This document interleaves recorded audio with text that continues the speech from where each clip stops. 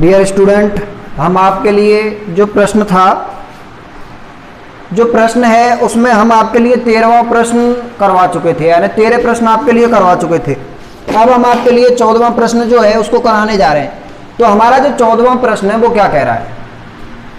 14वां जो प्रश्न है वो हमसे कह रहा है कि P और Q के निर्देशांक है, यानी P और Q के हमारे लिए निर्देशांक दे रखे हैं। P का जो निर्देशांक है वह है A कोमा यानी A cos theta coma B sin theta, और जो दूसरा है Q बिंदु उसके जो हमारे निर्देशांक बिंदु है वो A minus A sin theta coma B cos theta है।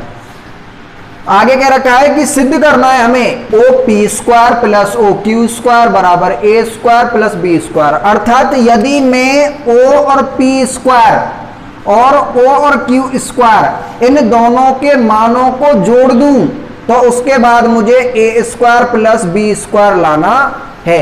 और जो O है, अब देखिएगा हमारे लिए इस प्रश्न में जानना जरूरी है O क्या चीज है।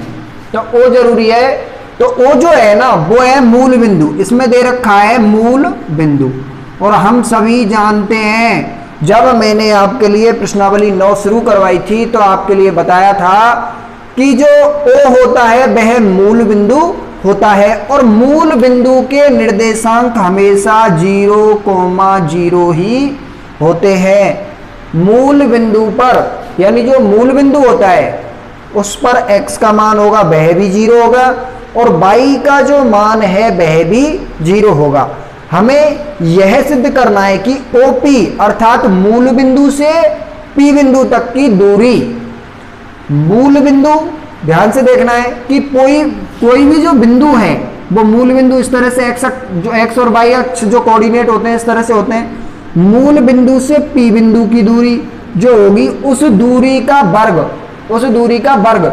वैसे हम सभी जानते हैं कि जो हमारा सूत्र होता है उसमें हम किसी भी जो दूरी होती है उसका क्या निकालते हैं, रूट निकालते हैं। और यदि मैं उसका रूट ना निकालूं तो डायरेक्ट ही मुझे O और P का जो वर्ग है, जो O और P है इसका जो वर्ग है वो ऑटोमेटिक ही प्राप्त होगा। तो देखिएगा ये जो प्रश्न है वो किस तरह से होगा।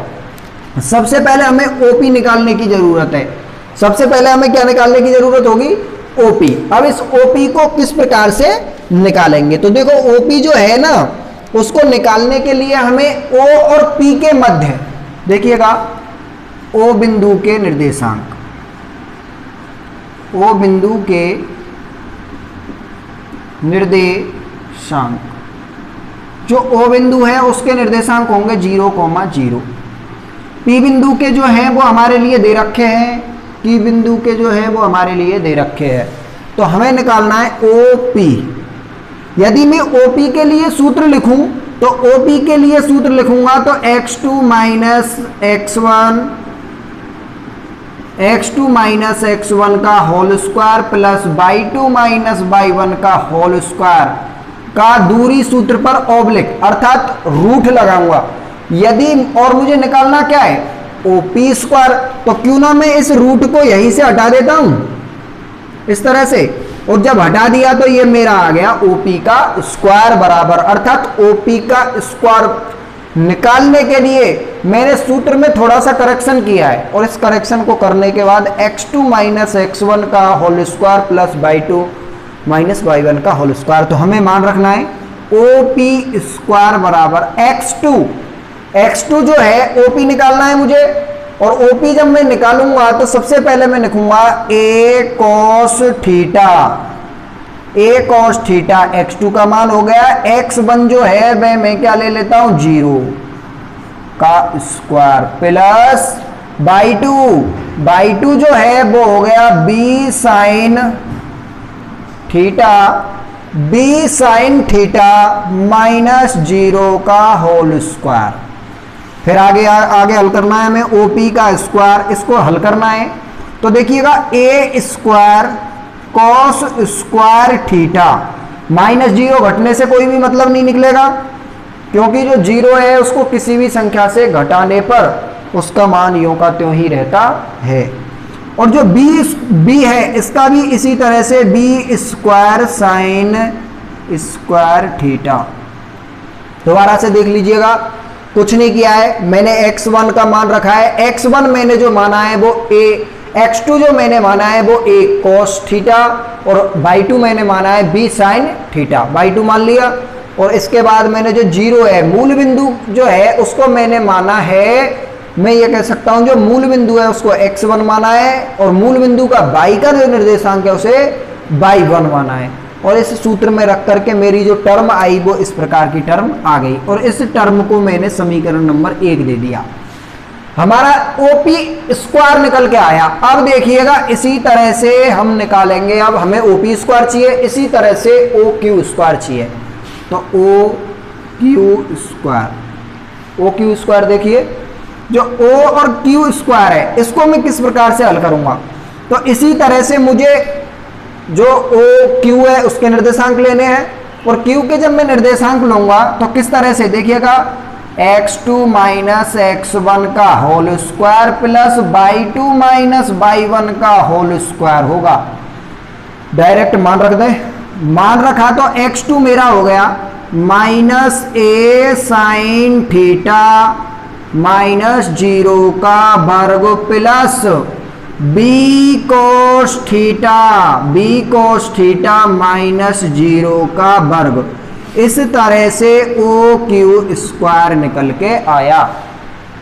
फिर मुझे आगे हल करना है, ये OQ जब मैं इसको आगे हल करूंगा तो फिर से a जो है माइनस का है और माइनस a और माइनस a हो गया plus a square sine square theta plus b square sine b square और कॉस स्क्वायर थीटा, और ये हो गया इस तरह से OQ स्क्वायर।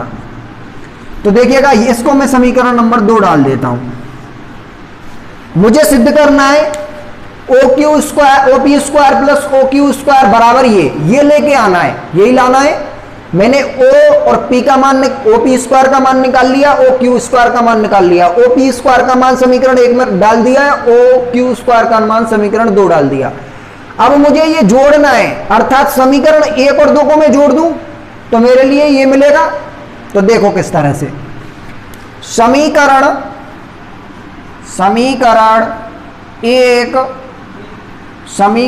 1 में समीकरण 2 को जोड़ने पर, समीकरण 1 और 2 को जोड़ने पर देखिएगा OP का स्क्वायर है, OQ का स्क्वायर है, समीकरण जोड़ने हैं, कुछ भी नहीं करना है, बिल्कुल ऐसे के तैसे मान रखने हैं। तो देखिएगा आगे किस तरह से, हाँ जी, रखने पर OP square plus OQ square बराबर A square plus B square, ये लाना है।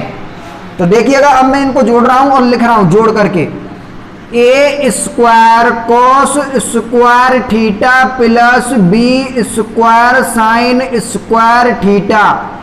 ये नहीं सोचना है इतना लंबा बोल रहा हूं, सिर्फ टीप के बोल रहा हूं इसी से, ठीक है, क्योंकि टर्म को उतारा जा रहा है समीकरण नंबर 1 की को, प्लस समीकरण नंबर 2 की term A square sine square theta plus B square cos square theta, इस तरह से उतार लिया। उतारने के बाद देखो हमारे लिए ये जो टर्म मिली है ना, इस टर्म में हम क्या क्या कर सकते हैं, इस टर्म में हम क्या क्या कर सकते हैं वो ध्यान से देखना। हम इसमें कैलकुलेट करेंगे इसको, और कैलकुलेट करने में जो हमें करना है, ये कॉस स्क्वायर थीटा है और इधर साइन स्क्वायर थीटा है, इधर साइन स्क्वायर थीटा है, इधर कॉस स्क्वायर थीटा है। इन सभी को मैंने जोड़कर लिखा है, तो मैं क्यों ना इस टर्म में से और इस टर्म में से ए स्क्वायर, इसमें से और इसमें से ए स्क्वायर कॉमन ले लूं। तो देखिएगा ए स्क्वायर जब मैंने कॉमन लिया तो A square cos square theta, cos square theta plus sine square theta. फिर बाद में मैंने फिर क्या लिखा है, इसमें मैंने ए स्क्वायर कॉमन लिया है। इसी तरह से मुझको ये दोनों डिब्बा वाली जो टर्म है, इन डिब्बा वाली टर्म में से मैं बी स्क्वायर कॉमन ले रहा हूं। बी स्क्वायर बराबर बी स्क्वायर बराबर साइन बी स्क्वायर, यानी कॉमन ले लिया, कोष्टक चालू, और उसके बाद मैंने क्या किया है, sine square theta plus cos square theta.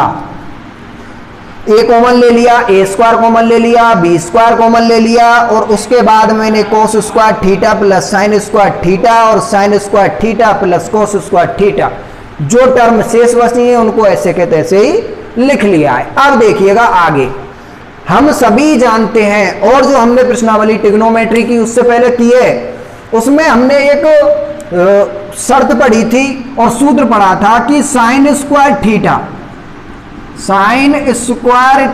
Plus cos square theta ये सभी एक के बराबर होते हैं, अर्थात साइन स्क्वायर थीटा का मान और कॉस स्क्वायर थीटा का मान हमेशा हमेशा एक के बराबर होता है। दोनों ही प्लस की संख्याएं हैं, तो हम इसे ऐसे भी लिख सकते हैं, cos square theta plus sine square theta बराबर 1, अर्थात कैसे भी हम इसे लिख सकते हैं। इसमें अब देखिएगा, दोनों की दोनों ही प्लस में यदि माइनस की होती, यदि यह इधर उधर क्योंकि जो प्लस होता है वह क्रम विनिमयता के नियम का पालन करता है, जो प्लस संक्रिया है। तो देखो अब इसमें मैं इसे लिख सकता हूं ए स्क्वायर इंटू 1 प्लस और बी स्क्वायर इंटू 1, इस तरह से। इसको जब मैंने आगे हल किया है, और यह किसके कारण आया है, यह इस दोनों टर्मों को एक बना दिया है इसमें, और एक बना दिया है तो इस एक को मैंने यहां लिख दिया है। आ गया हो ये समझ में? तो इस तरह से एक मैंने यहां लिख दिया है। अब मुझे आगे हल करना है। अब मैं आगे हल करूंगा तो मुझे सबसे पहले ये देखिएगा कि दिखाई दे रहा है या नहीं। हाँ जी दे रहा है, चलो ठीक है, थोड़ा सा और नीचे। हाँ जी अब देखो आप, हम जो लिख रहे हैं वो सबको दिखाई दे रहा है, और ए स्क्वायर का ए से जब मैंने गुना किया है तो एक ए स्क्वायर प्लस बी स्क्वायर का बी स्क्वायर से गुना करेंगे, एक का तो बी स्क्वायर ही आएगा। तो इस तरह से हमारा जो वो है टर्म शेष बची है वो ए स्क्वायर प्लस बी स्क्वायर बची है, और हमें लाना क्या है, ए स्क्वायर प्लस बी स्क्वायर, हमें यही सिद्ध करना है। तो हम इस तरह से लिख सकते हैं कि जो ए स्क्वायर यानी OP square plus O Q square बराबर A square plus B square, इस तरह से हम इसे सिद्ध कर सकते हैं। इस तरह से हम क्या कर सकते हैं, इसको सिद्ध कर सकते हैं। अब हमारा जो अगला प्रश्न है वह है 15वां। आप इस 14वें प्रश्न को आप एक बार और देखिए। कुछ नहीं किया है, ओपी निकाला है, ओ क्यू निकाला है, निकाल करके जोड़ दिए हैं, जोड़ने के बाद कैलकुलेट किया है, और कैलकुलेट करते ही हमारा ए स्क्वायर प्लस बी स्क्वायर का जो मान है वह आ चुका है।